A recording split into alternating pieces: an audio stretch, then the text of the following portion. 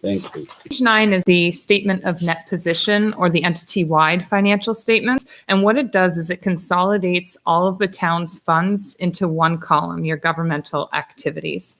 And it's presented on an accrual basis of accounting, which means that it includes your long-term assets and your long-term liabilities. Your long-term assets, you'll see about a third of the way down the page, right above the bold writing that says deferred outflows. And that's going to be primarily your capital assets, so your land and construction in progress, as well as other assets, machinery and equipment, infrastructure. Your long-term liabilities are about 2/3 of the way down the page, right above the bold writing that says deferred inflows.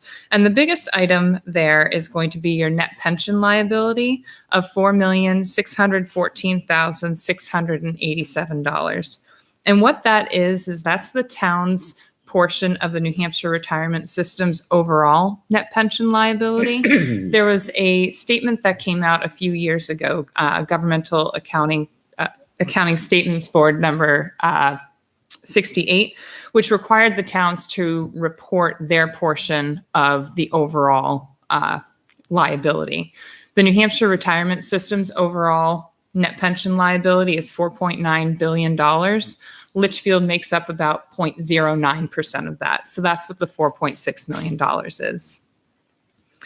Next year, however, there is going to be another GASB that's going to be in effect. It's GASB 75, which is going to require the town to record its medical subsidy. It deals with other post-employment benefits. And this is something that's going to be part of the report that comes out for the New Hampshire retirement system. And that amount is going to be about $380,000, which is going to be reported on this page of the financial statements next year.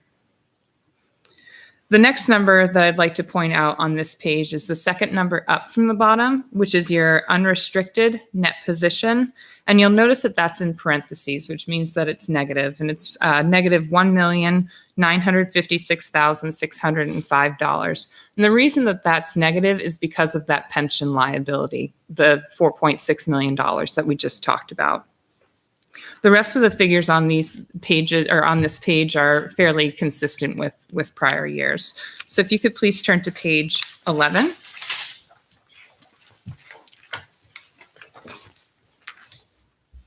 Page 11 is the governmental funds.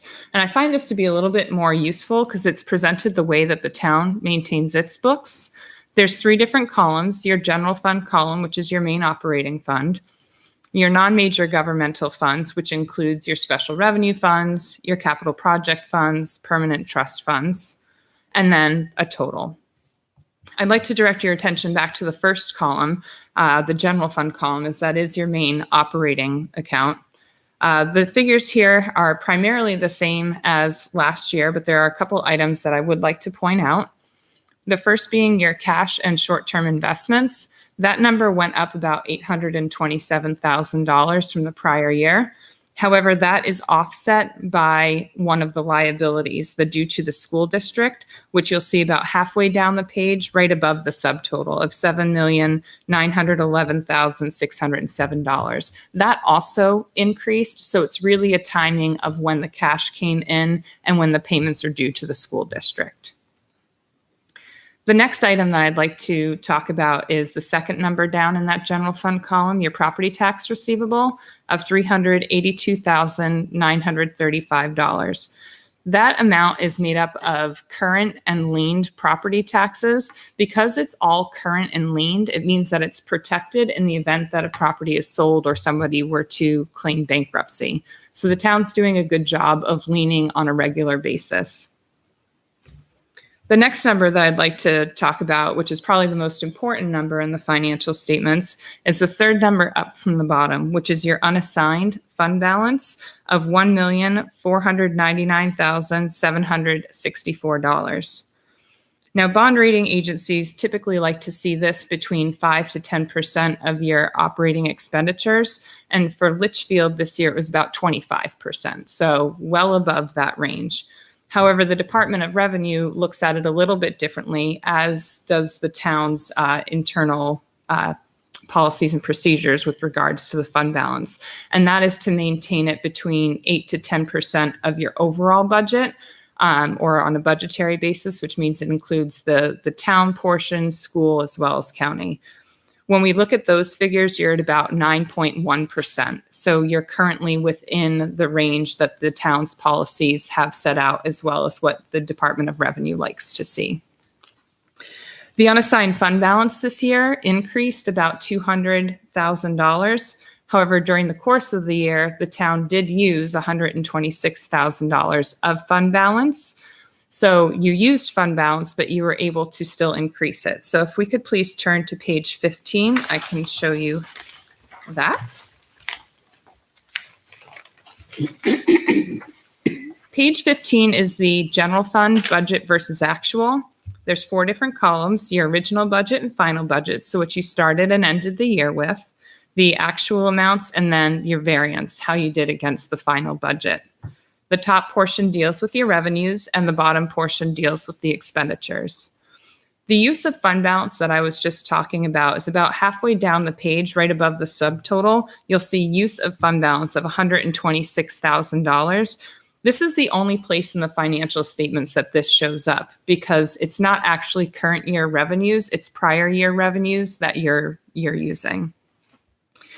And we typically like to see that if you're going to be using fund balance, that you're using it for one-time items, not necessarily for, general operating expenses.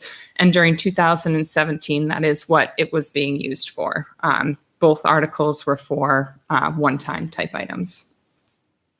In the column all the way to the right, that variance column for revenues, the amount is $215,510. So what that is your revenue surplus, how you did against the budget. In that same column, in the second number up from the bottom, $65,134. What that is your departmental turnbacks. So what departments did not spend or encumber at the end of the year. So overall, the very bottom number on that page, $280,644, that's overall how you did against the budget.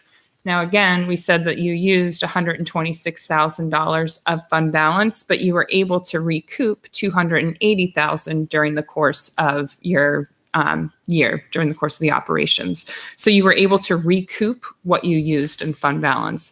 And again, that's another thing that we look for, is if you're going to be using fund balance, that you're able to recoup that on an annual basis. So we were good boys and girls.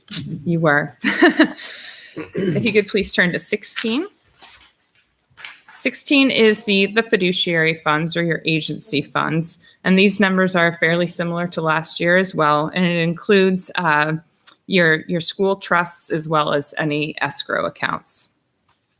The rest of the document is the notes to the financial statements, which goes into a little bit more detail on some of the items that I just walked through.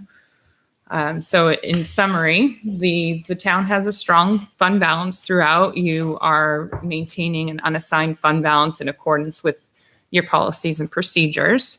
You had an overall turnback of $280,000 for the year, so you were able to recoup what you used in fund balance. So the town had a good year.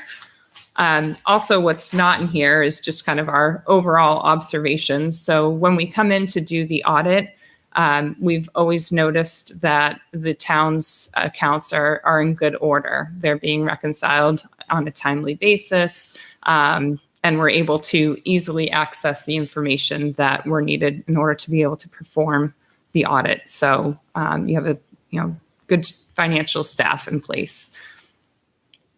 And I'd like to take this opportunity to thank her, right behind us, Karen. Thank you very much for all your diligent and hard work. You made us all look good. Thank you very much. Yep. And that pretty much summarizes the financial statements. Excellent. It's always good news. Yes, always good news, and it's good for the town too. Mm-hmm. It's good for the taxpayers to see that their elected officials are, good custodians of their hard-earned dollars, and we try to be. And this is the report that we like to read. Thank you. You're welcome. We appreciate hearing all something good. That's Yeah. great. So are there any questions from members of the board for Eric? George, you're all set? I just wanted to ask you one question on page 29. Sure. It's that unassigned fund balance. Yes. And we, you know, as you've noted for like at least the last 3 years, since I've been working with the board, every year we try to take care of capital needs, establishing trust funds by using the unassigned fund balance. We don't typically use unassigned fund balance to just do a bottom line reduction of the property tax. Right. So, and as when we look at the policy the town has adopted, there's two different numbers. There's the gap basis, which is, you know, the 1.499 million. And then you have what you say, the BTLA or the DRA number of 2 million. Yes. Which one do we benchmark against for when we have our policy? And, Yep. and I'm trying to find that range of 8 to 15%. Should we be using the 2 million or the gap basis? The tax rate setting balance, that's the balance that I would be using, because that's the amount that the Department of Revenue looks at, because that's the figure that is being reported on your MS 535 when you report to the state. And which So that one's would that? be the tax rate setting balance. So there's a few. Oh, I'm sorry. Yeah, there's a few differences between. 2 million. Yes. Right. Yeah. There's differences between gap versus the budgetary basis. So So the gap basis is actual, that is cash. that is the unassigned Basic. fund balance, right? Basic terms. The tax rate setting, what the state does is they take your cash plus all those tax liens that you've secured, they consider it an asset, and that's why it changes from 1.5, call it, to 2 million. Correct. Yep. And then similarly with the budget, what you're looking for is the gross budget. So the budget with the town, the school, and the county. And those two figures is what you use to base that 8 to 12% off of. Currently this year, just in our draft warrant articles, we're proposing, as of right now, draft, to take 200,000 from the unassigned fund balance, which would be a bit of an increase than we've done in prior years. But knowing that, you know, we turned back 280,000 this year, I was kind of comfortable with that. Are you? Right. I did actually look at the history in terms of what the town has used in unassigned fund balance over the years. And it's averaged about 177,000. And the town has been able to maintain that, 8 to 12% with doing that. Again, there's obviously some factors that would come into play with regards to, if you don't have a strong year in terms of you being able to recoup that. However, I think it would take a bit more to fall below that 8 to 12%. Okay. So the 200 seems to be, close to what the average has been over the past 5 years. I watch this and I work with Erica and Karen throughout the year. And, I know it's easy for towns to say, well, can we take 300,000, 400,000? And I just kind of feel that, based on our history over the past 3 years, that 200,000 seems to be that comfort level. Maybe not anymore at this point. Always making sure you're returning that money back to the unassigned fund balance. Right. Yep. Great. Thank you so much. Thank you. And, we'll see you next year. All right. Thank you so much. Thank you. Thank you, guys.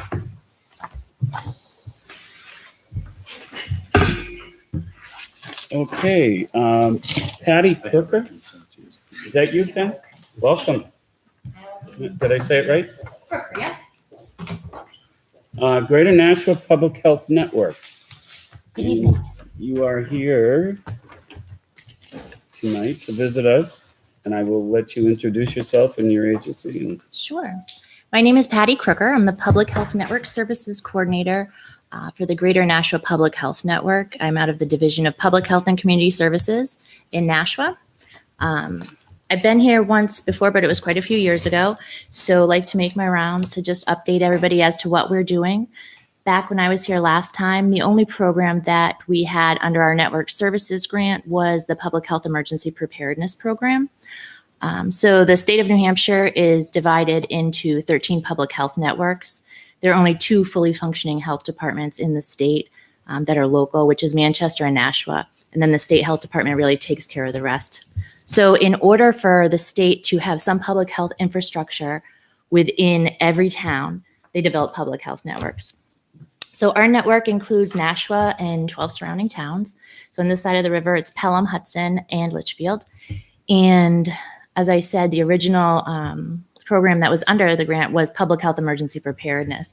We've since expanded to include a number of other grant projects.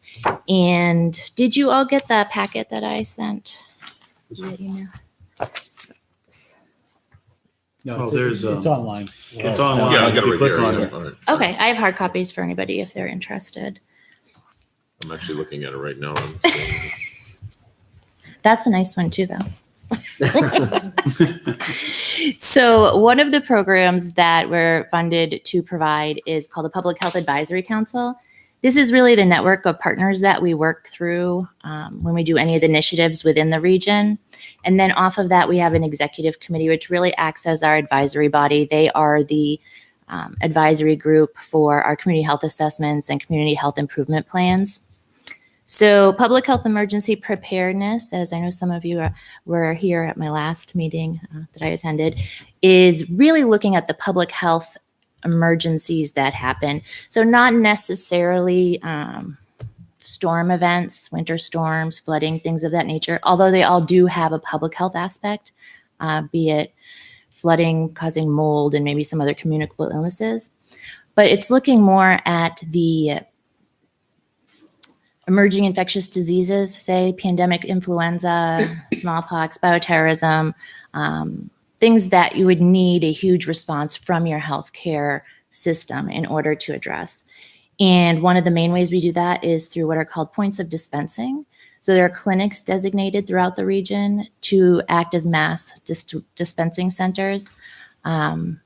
Our mandate is to be able to prophylax or vaccinate 100% of our population, which is about 206,000 people, within a 48-hour time frame. We do that through those larger open clinics, and then we have smaller agreements, closed pods, for some healthcare organizations that would be able to take on vaccine, have their own staff administer it, or a prophylaxis, and have their own staff administer it, so those folks didn't have to go to a public site. The main intent for that is to get healthcare staff taken care of so they don't have to worry about getting sick and can then provide care. Also, our public safety folks. And also different populations that might not be comfortable in a setting where there's a lot of people. So folks with developmental disabilities, folks that have challenges with mobility, things of that nature. So we also do have plans for should a large emergency, public health related emergency happen, where we could do mass triage centers and also a low acuity alternate care site, which would provide really comfort measures. A lot of times people could get these at home if they had friends, family that were able to care for them. But if not, they could come to this site and do that, which is supported by our our regional healthcare partners at the hospitals, Dartmouth, Hitchcock, Lamprey, and so on. We also now have a substance misuse prevention program.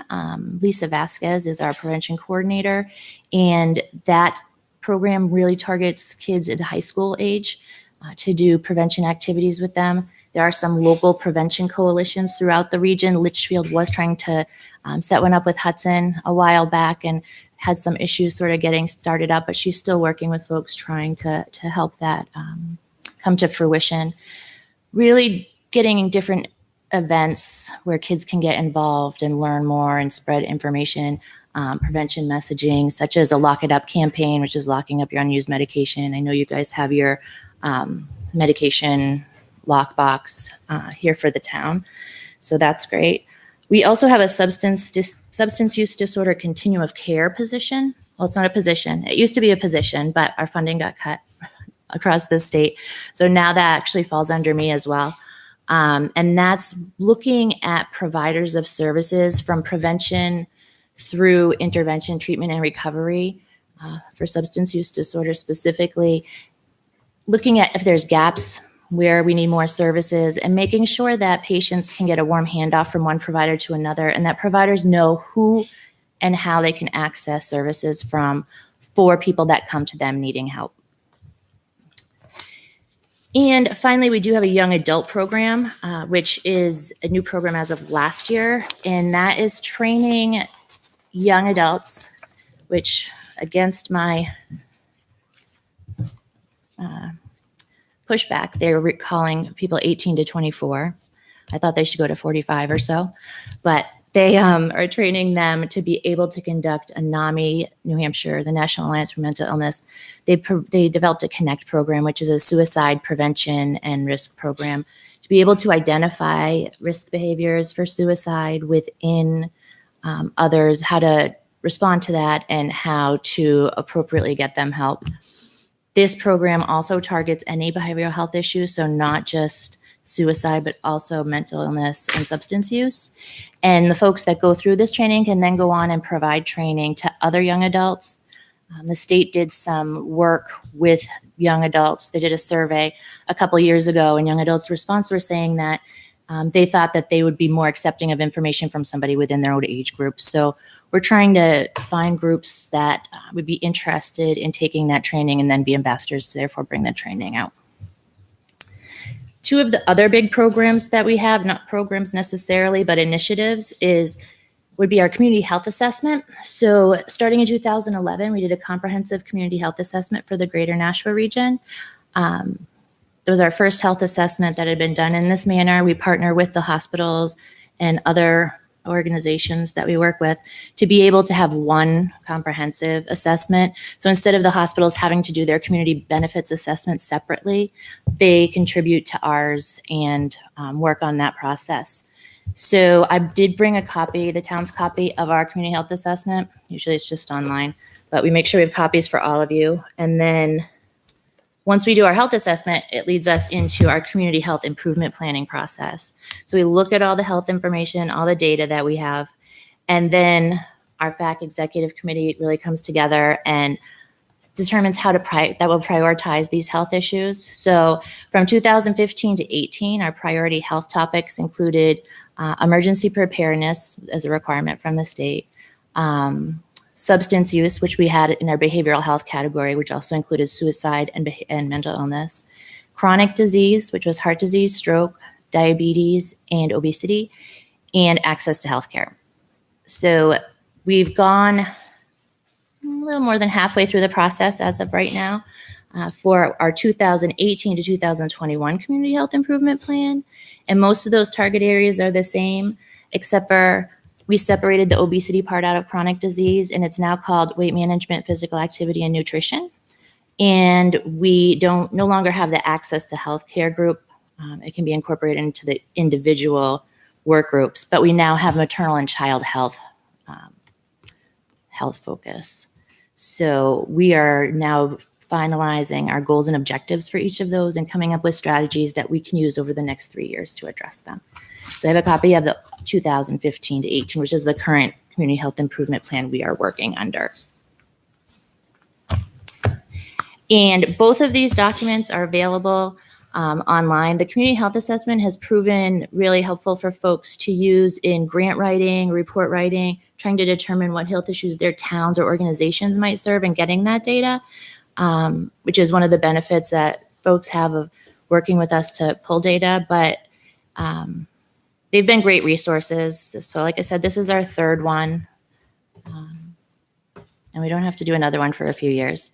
Although we're talking about shifting, it is a long process and pretty labor intensive. We're talking about shifting more to maybe a virtual dashboard that has links to real-time data so that this document, which we try to make smaller every year and it never works, it gets bigger, isn't out of date as soon as we print some copies of it and have it online. So that is it for this evening. It's where we're at, and happy to answer any questions you all might have. Right, pretty detailed report here, so thank you. Board members, questions? Okay, well, thank you very much. You're quite welcome. See you, if not sooner, in a Right, couple now, years. Our town administrator has that, okay. And we, Troy, do we have copies or will we have copies for our health people and I'll get a Fire copy to the health. They're online, fire, but police? I have public to get safety? one to Franken, a health officer as well. I recently was connected with him. Okay, great. Thank you very much. Thank you very much. Have a good evening. Thank Too. Thank you for coming in. It says here the median age in Litchfield is 38. 38's on meeting. That's what it says. Wow. Why do I It find used to be a lot younger. I would have thought I'd been a little older. Oh, no, it used to be Median- younger. what You is should The have the seen it median years age in ago. Litchfield is 38. Yeah. 38.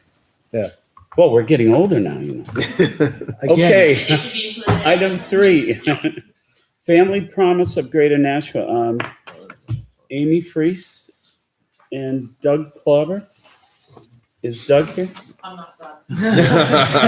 Obviously, I was. Hi, I'm Amy Freisey. You usually Freisey, see my sorry. husband Yes. on matters not related to this. This is our executive director, Pamela Small. Pamela, welcome. Thank you. Thank you for Thank you. having us this evening. So we're here on behalf of Family Promise of Greater Nashua, essentially to let you know what we are about and what we do for the families of Litchfield. So we are a transitional housing program for homeless families, covering all of Hillsborough and into 2019 also Western Rockingham counties. We started as a interfaith organization, so we are supported by a large number of faith communities from throughout all of those towns. That's the basis of our support and the basis of our volunteerism. Our focus is on preserving the family unit in a time of crisis. So because that is our focus, we accept families of all types. We have single mothers. We have single fathers, which is a growing portion of the homeless population. And we also have two-parent families. We have grandparents who are taking care of their grandchildren because they have custody of them. And we do not discriminate on the basis of family type or on the basis of age. So no matter how old you are or young you are, if you have children, then you are who we are focused on. Families enter our program. They are given skills, training, safe housing, education, so that they overcome the crises that cause them to become homeless and that they no longer are in this mix. So it's not like putting them in a hotel for a couple of weeks and then they're out for a couple of weeks and then they're back for a couple of weeks. As Troy knows, that the idea is that we break that cycle. We have a success rate of over 85%. Our graduates are our best advocates and spokespeople, speakers. And we are sorry that we could not have a graduate here instead of ourselves. But we've been around for 14 years, kind of quietly putting families back into a position of self-sufficiency, back into a position of independence, back into a position of, in some cases, home ownership. Our families graduate and a lot of them, especially in the past year, have qualified for mortgages. And those include families from Litchfield.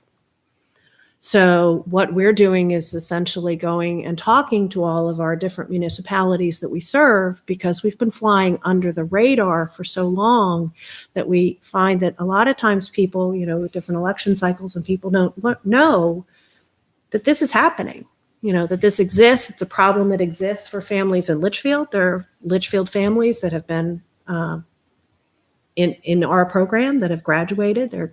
Their kids remain in the school system while they are in our program. And then they return back to Litchfield, living, working, paying taxes, just like I am. So we're really here to tell you what we do and what we do for the families of Litchfield, and to seek your support to continue to do that. Amy, how widespread is it? In other words, you may not be able to give us numbers or anything, but we don't know Sure. because it is under the radar. But how many families does it affect? How would we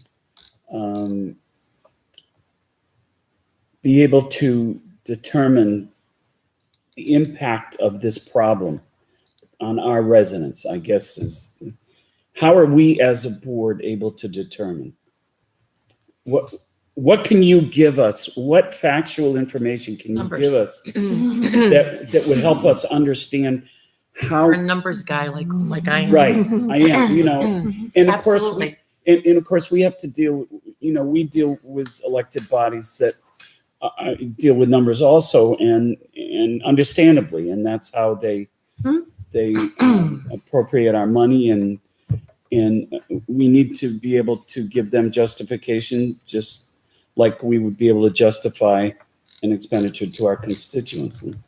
Last year, there were 799 homeless families recorded or counted, honestly, through the point in time and what's called the HMIS system, which we are a part of. And it's a database that all of the municipalities, it's called the Continuum of Care, and it's Concord, Manchester, and Nashua are the largest continuum of cares.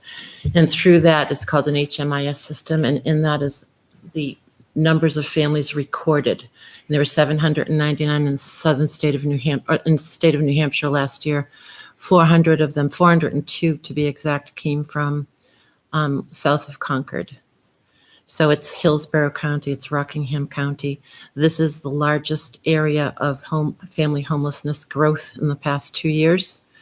One of the largest populations that none of us really think about unless you're working in the industry is homeless fathers. We are one of the only organizations that serve homeless fathers, and that is one of the largest growth populations in the past almost 2 years now.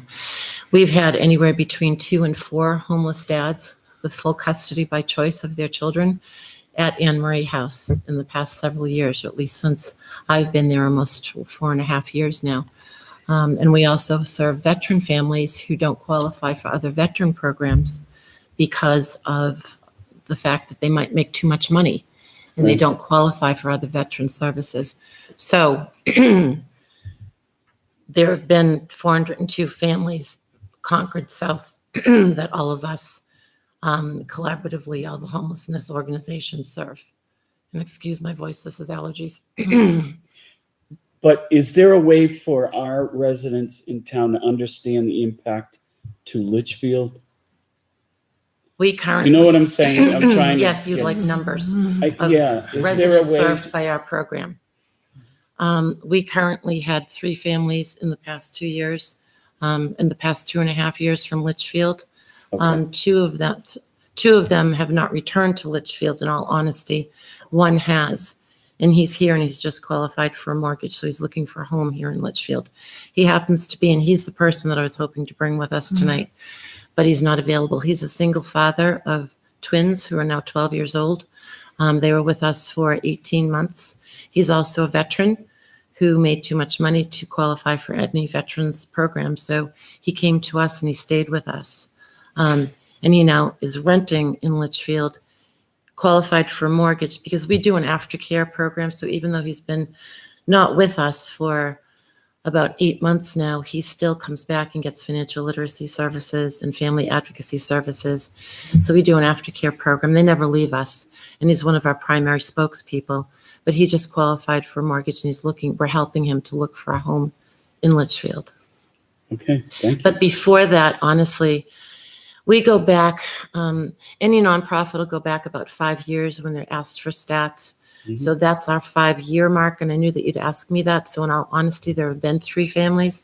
But before that, I know of 2 others, but I'm not sure of those numbers, but I know of at least 2 others. Okay. That have been Yeah, served that's by what I'm, Litchfield. because that's what gets asked of And I'm us. happy to send you those stats in writing if you'd like, and any more information that you'd like, I can email that stuff to you. Okay, thank you. It's important. I know it's important to you. Questions from members of the board? Joy, are you all set? No, your purpose here this evening was, make all of us aware of what it is you do. And are you seeking funding for this year? Was that in your letter, or was it something that we would just? No, that was part of what we're hoping to mention this evening, is that if you would consider what it costs you to, every municipality is different, but what it would cost you to be able to take care of a family who is homeless out of taxpayer dollars versus helping us take care of families from Litchfield with the money that we are able to raise to be able to do this, is absolutely something that we'd ask you to consider. Okay, thank you. All right. Okay, Thank thank you you. for your presentation. Thank you. Appreciate it. And nothing about water. Well, we went through that earlier.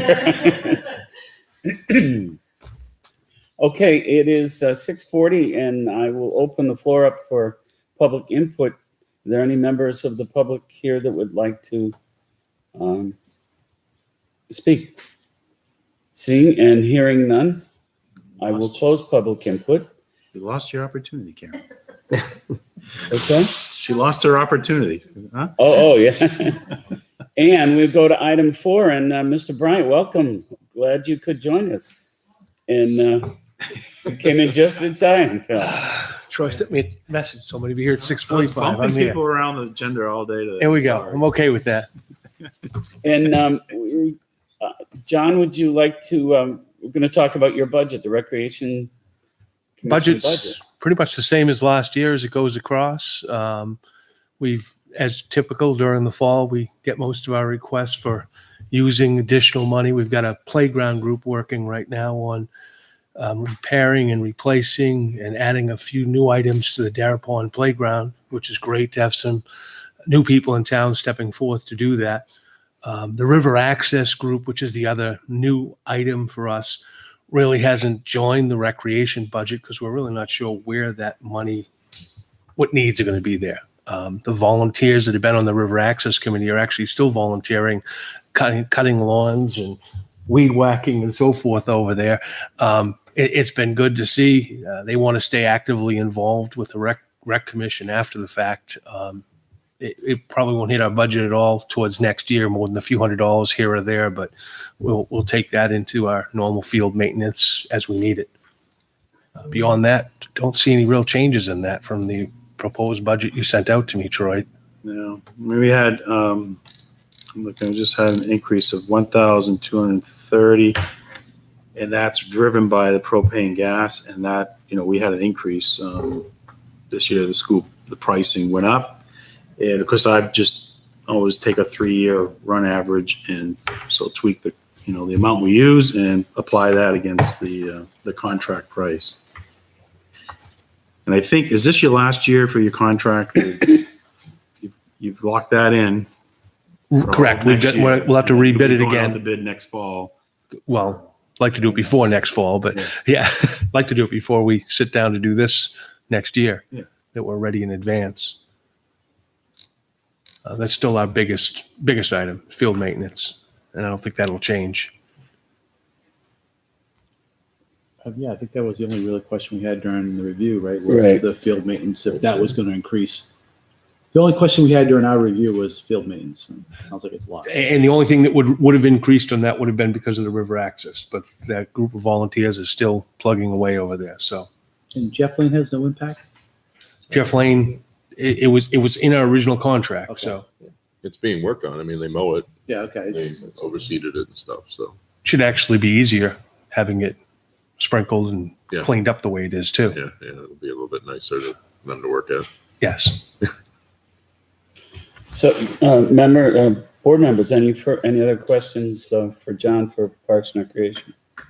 There was some confusion because there's been a lot of talk about leaving the river access as natural as possible along the sides of the road, but we're still mowing it. And I'm looking at Jason because you might be the one doing it for all I know. But Are we going to mow that on a regular basis next I would year? prefer not to. I Okay. prefer to get the rest of the rocks moved onto the roadway and leave it alone. The farmer wants a pathway between his farmed land that he uses, Mhm. and if he wants to cut that down, that's fine. He would be going across it anyway. I think for this year, our goal was to just keep it neat, keep it clean for what people are looking at. But the reality is, I don't see any reason for us to keep a pathway outside the fence line or the rock line going So it's not across. going to affect the landscaping contract then, or It would be a small amount. I mean, we're gonna have to go in there once or twice out of the year to keep the signs clear and so forth. We don't really want 5-foot tall weeds growing over the sign that's only 5 feet high. But beyond that, it's pretty self-sustaining, I think, the way it's growing. I like the way it looks. I mean, it looks great. The highway department is going to have, this fall will be acquiring a roadside mowing tractor with an articulated arm. So actual, to go down there a couple times a year and That if that's part of his budget, that would be fine. I still have to get together with him to Yeah. get the rest of then those that rocks. whole site distance, coming out, that's with this mower. Yeah. Mulch all that down. We got to get the rest of those rocks moved in play. I talked to But Jeff about it. He was kind of concerned about narrowing it. I'm okay with it being narrow. I prefer it. Yeah. I mean, it'll slow anybody down. Not that I ever seen any two vehicles pass at the same time, other than myself and Jason. Okay, John, do you have any questions of us before we? I don't. Thank you for letting it flip a week. I was off in Niagara Falls, so it wouldn't have worked for me last week. Not a problem. Okay, thank you very much for coming in. Thanks, John. Thanks for all your good work. No, you guys. Keep it plugging, guys. Thanks. See you next week. And here he is, our favorite beautification expert, Mr. Brennan. Welcome. An expert. Oh my God, yes.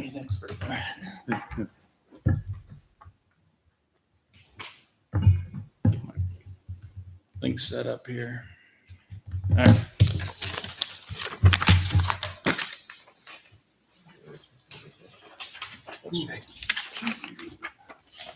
So we're official. Come prepared. Wow.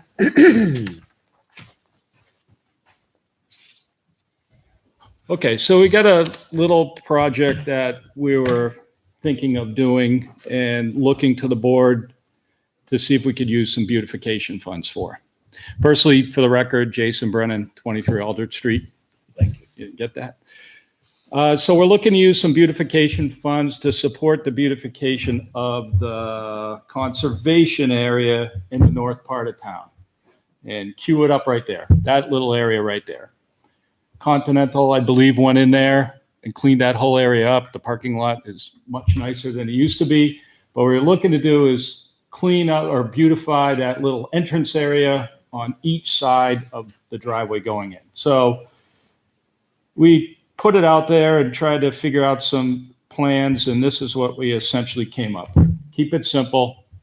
Put a nice white vinyl fence around there, maybe some landscape rocks, a tree or two, maybe a sign that says Moores Falls Conservation Area, and that's it. What's involved with this is basically, as I outlined, potential street tree, white vinyl fence. It would also be on the other side of the road. The distance from the edge of the road to where that fence would be about 20 feet. Should be enough distance for snow plows to throw snow. And that's really essentially about it. In regards to the cost, so we had $2,500 in there for beautification funds. In regards to the cost, it looks like we're going to have the fence donated, the rocks donated, the trees might be a couple $100, $150 a piece, $100 to $150 a piece, and then maybe some miscellaneous, might be $100, $150, maybe some weed block. I was also thinking right here, right along here somewhere, if you notice, they dug up the culverts on 3A, and there's these big pieces of granite curbing laying, in big piles. I'd like to see if we can secure a few of those and maybe edge it with some of that old granite curbing that's there. just to kind of give it a nice clean edge. So what I'm here for tonight is to see if we could use up to, throw a number out there, $400 to complete this, assuming that the donations come through. Face ID, there we go. Member, go ahead. One last thing. Conservation Commission. So I talked to the members of the a member of the Conservation Commission, and they are on board with this idea. And when they meet on Thursday, they're going to discuss it. So we've got that as well. Okay, but would they need to approve it since they have It'd be nice to have custodianship? their blessing. It's under their jurisdiction, right? They So- take care of the maintenance of that property now, well, they should. be. Right.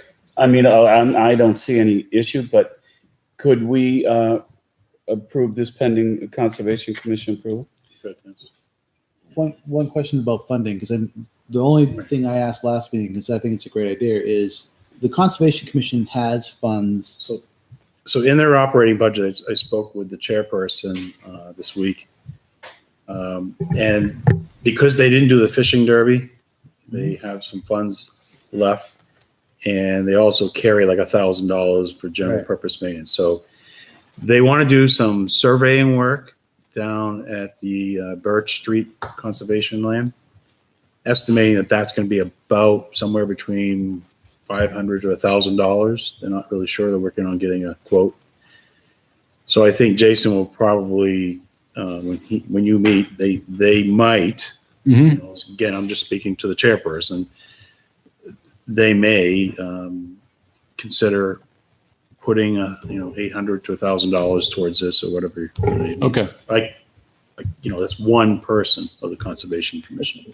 Well, what I'd ask though is about the Conservation Fund, the $1 million cap and the excess is supposed to go to stuff like this to offset our budget. I thought they were already over the million. It's that, The land use change tax fund? yeah, exactly. They Thank you. that's all regulated by state law. So But we again, put a cap, we passed a warrant that said $1 million, the rest would fall into, I thought, into a fund we can tap into to maintain the property as well. And that was a Frank Byron Right. action. that Yeah, happened. they- I thought it passed. We haven't hit. but they Oh, we haven't hit $1 million since they Yeah. bucked, okay. That's why I was asking my question. Jay, how quick are you looking to get this done? End of the month before it starts getting cold. If it's me, this is just me. Yeah. We have the fund to do it. Yeah. I don't think we need to go back and forth with everybody to approve this. I just say, let's just make it simple and just use the fund that's created for this. I mean, you're talking $500. No, I'm trying to preserve this money for other things I trying- think Jason trying can to come up with. preserve it. If they have $700 in their operating budget, then take it out of there. Because all it's going to do is going to fall back. And if they're willing to do Right. that, They also have to approve them. Well, the doing it. question is, he's looking to move forward with it. As we know, we're in October. Before you know it, but December's see, they're gonna be meeting Thursday night anyway, right? But they have to approve it too. I mean, at the end of the day, that committee has Right. to agree to change the look of that property. So they're meeting this week, so I think we'll be able to get the go-ahead or make a decision by Thursday. Should be good to go. So can we? I make a would motion like if they don't to make approve a it? motion to, in the event that funding is not available from conservation, that Okay. Mr. Brennan's project be funded through I'll second that. the beautification. Get creative on that motion. The snap. I don't usually make You have motions, a but I max. will. You have a max. I Deb, just are you all set with that, Deb? Not to exceed $700. Yeah, seven. Not to exceed, There you go. Not to exceed 700. I like that. Go with what he originally asked for. If the donations come. My personal opinion, I think the tree. Deb, are you all estimate's a set little with bit it? low, but- Okay, any further discussion on that? Nope. Anybody got any comments on this, by the way? Yes, I just want to thank you again All right. for the work Great that you idea. guys do. Cleaning up the eyesores. It's absolutely amazing, and I know this board appreciates the work that you guys Who do. won't? Just before we, well, let's finish the motion. Yeah. All in favor, say aye. Aye. All opposed, abstain, motion carries 500. So that being said, who owns the land after St. Francis on the left? that where they have all the pallets. It's a Oh, complete mess. Oh, It's right I believe before it's a that. local business. It's a local a business, I believe. local, right. Well, So garage- come up to we, big we garage? should ask if that. Yes.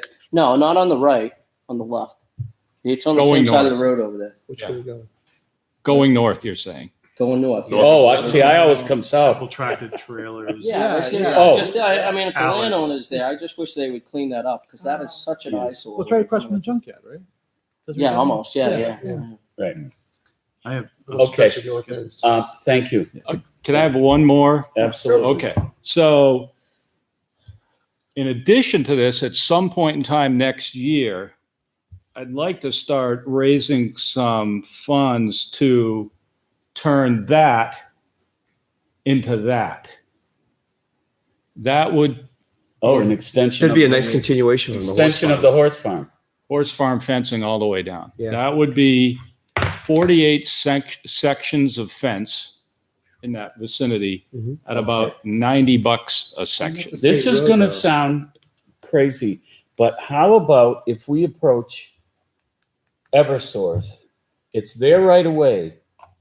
And as to good community neighbors, if they would fund as a community project That's a good idea.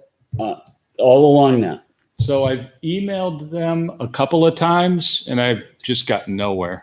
I've emailed because we were thinking of maybe we could put trees under there, but there's regulation or there's stipulations. I don't know what you want to call it with the power lines. Do you have a name or? I was have contacting the contact. arborist Yeah, I know. and then the right of way person I was I trying have to a contact. community relations person. There we She's go. very Okay. responsive, and she'll let us know if there's funding or not. I think that would be something that they should be very willing to do because what you see from the ground up is not the most No, you're pleasant coming into view. town and you see the ugly, the Because ugly. yes, I agree. I really think we should. And that's a great idea, Jason. But I think we should approach Eversource on that.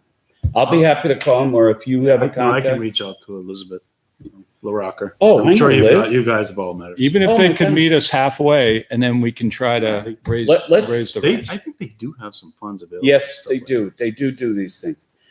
Let us see what we can do. How's that? That's great. I'm not looking forward to digging more holes after digging about, I think we dug. But wait, Jack No. got a I new think we dug- tractor. We can get an auger for it. Okay. I was gonna say, don't Yeah, have to but- tell you, Greg. Yeah, but hold on.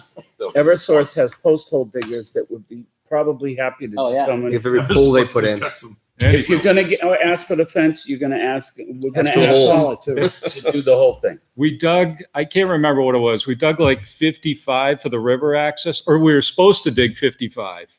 But we ended up digging like 70 because we messed up, 25 of them. Oh my! They were God. all off by an inch.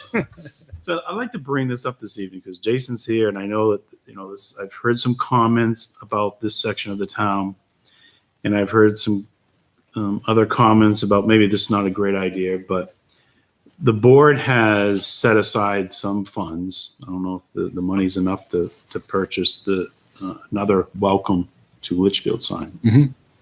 at this section of the town. So now. Is this location a good location? That's kind of far south. Well, I've heard Yeah. some people would say it's too far away from the That's actual almost line. 8/10 of a mile south of the city line. Yeah, that's fine. Because they'll put it in there. I'd much rather see as soon as you come over the line, you have that curve. Because I've not. Yeah, There's a whole. There is a spot right there at the curve. Yeah, Right that's across a from good shot. Pine Lane, Pine Ave. so I was looking for a little assistance. I don't know if Jason wanted to help out with You buy it, we'll install it. trying to figure out Yeah, where we should we'll make locate it level. I really, I really think you should need to put it closer to the city Yeah, line. and I wanted to bring this up because this is I've had some people say, well, place it here, because you have Well, restrictions on setbacks. Actually, this and that. I don't know the reason that you couldn't put it where this current one is. You have a Charles Bancroft Highway stone marker there, Yeah. and you have a town of Litchfield. But I don't the know. old one there. I don't know the owner. I don't know. Again, we'd have to approach that owner. You have to see. approach the owner. The new sign is not really that much bigger than the other one that's there. it's an appropriate location.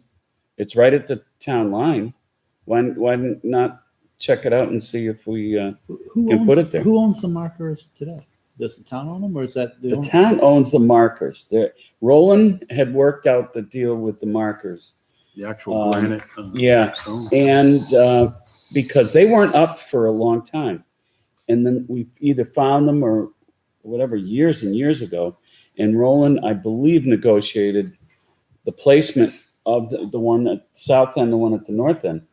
And it was part of the deal to get the money to, for the highway in the beginning, that the markers be placed there. There's something in the files on those. I'm almost positive. Okay. So, but Jason, thank you again. Good. And we'll try to help. More to come. All right. Okay, on to health agencies funding requests. Troy. All right, so you're gonna have to go to the budget. What number? And health agencies are 4415. Here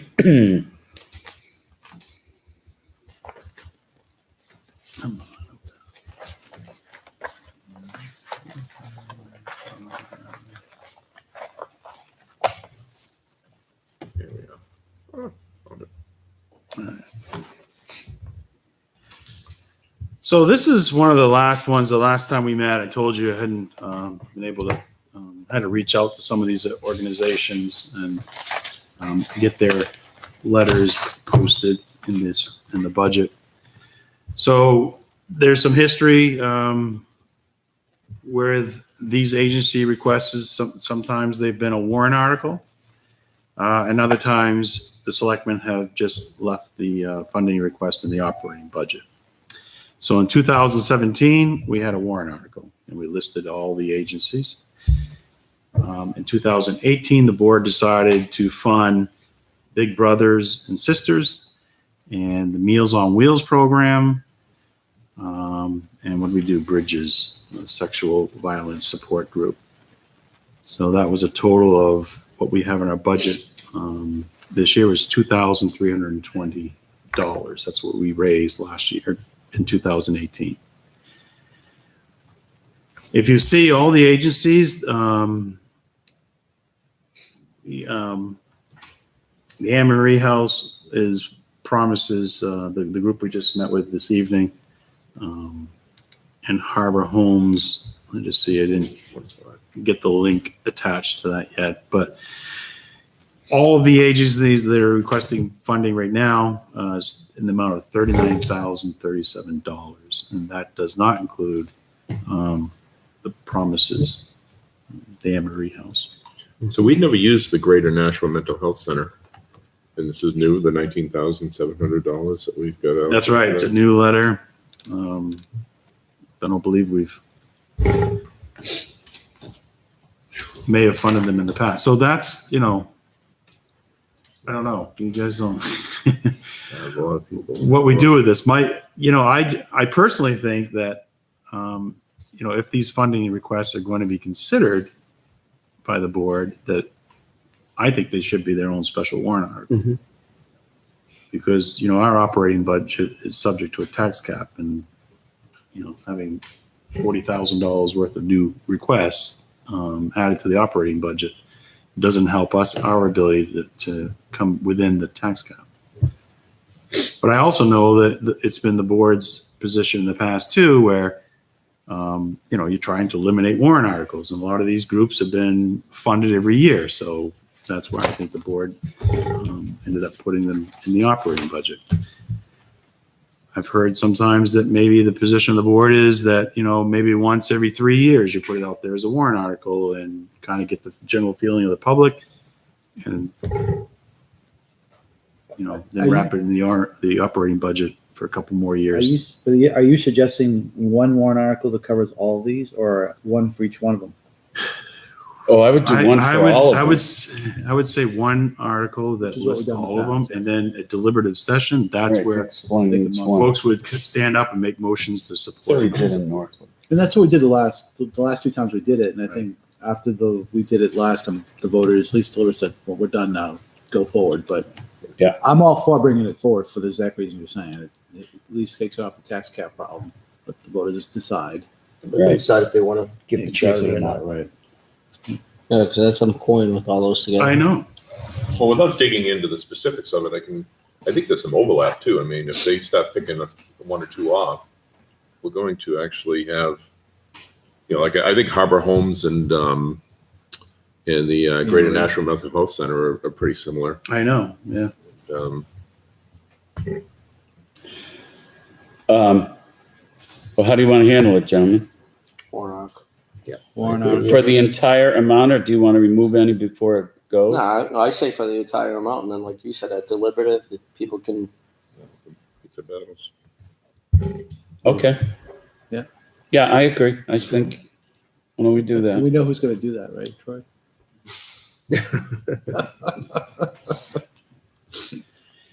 Okay, It's that's not what. easy. I don't know. These not- groups it's- all provide services. See, what we town did and- before, we got them to submit letters and the amount of people that were served in the town.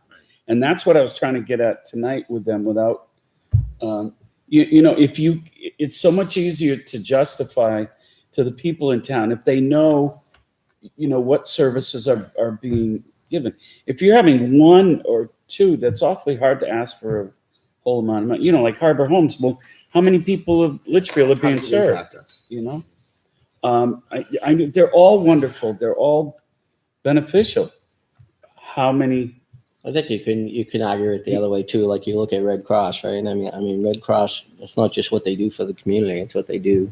Oh yeah, I mean, if we need So, I them, mean, you they're have the there. argument both ways, yeah. But then you get the argument Red Cross is that not all this funding goes to help. It's also runs the big organization. No, you're right. No, So I you get it. get all that comes with. Same thing with United Way. Same thing. Absolutely. They're all the same. They're all.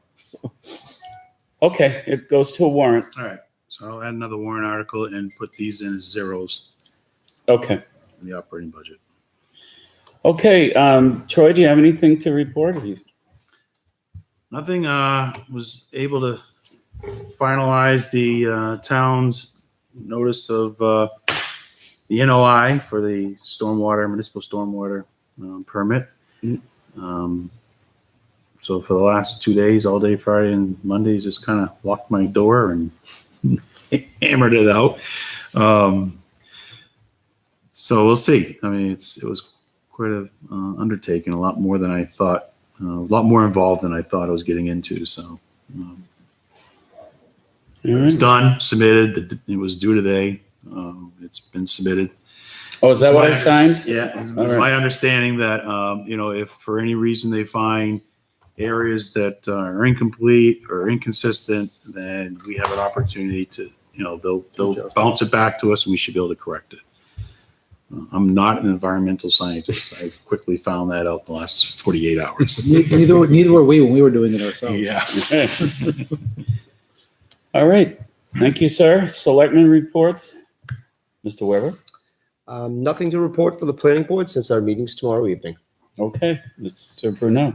So Budget Committee, we met last week, and just as an update for everybody knows that George Lambert, who was elected for the Budget Committee, had not been present to any meeting since elected.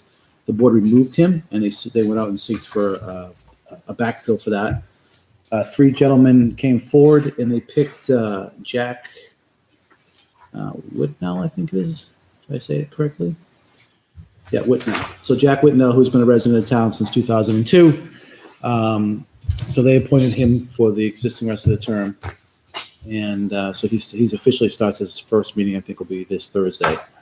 And as everybody knows, budget season is now kicking off and the real work starts this Thursday. Lucky them. With the town's presentation, so. Okay, I have nothing other than we are in active negotiations with the police officers union. And we're meeting tomorrow morning for strategy, and we have a negotiation session Thursday. And we will update you. Our first proposals will be presented on Thursdays. we'll be updating you accordingly. I have nothing. Okay. Recreation Commission, we had approved little libraries to be put up around town, along with the one yeah. that That's good, the yeah. selectmen approved, Right. over at Sawmill. But three of them have gone up. There's one at the Justin Bissett or Jeff Lane Fields. There's one at Dara Pond now, and one at Innis or Brickyard. So if there's kids out there, they have the opportunity to go into this little library. They're stocked, they're installed, and being used right now. That's my question. Can I ask you a question? What are they going to do in the wintertime on those? I wonder. Do we know? No. Okay, I was just wondering. I wasn't sure if they're going to try and keep them out there. If I would hope that somebody might pull the books. I don't know. I don't know how weatherproof they are. Cool. Well, because cold Okay. weather's coming, that's why I asked. Now, Kevin, when's conservation? Not Tuesday. No. Thursday, so They meet this Thursday, This Thursday? This Thursday. Okay. Wednesday. Thursday. But Jason if it's Thursday. if it's Thursday. Thursday, budget committee's in this room, they go in the back room. They go in the back room. Okay. Yeah. I'm sure they like that. Okay. They do. Okay, there are no items removed from consent. There was no other business. Reminder, town offices will be closed next Monday, October 8th, in observance of Columbus Day. There's a PFOA meeting in Merrimack on Wednesday, October 10th at 6:30 PM. Do you know where that's going to be, Troy? Oh, what date is this? The 10th? It's going to be, I don't know if it's Merrimack. Merrimack, right. Yeah, I'm not sure of the building. Okay, no problem. Also, our next meeting will be Monday, October 22nd, 2018. And if there's no further business to come before this august body, I'll entertain a So motion to adjourn. Mr. Bork, Second. seconded by Mr. Schaefer. Discussion. All in favor, say aye. Aye. Opposed? Abstain? Motion carries 500.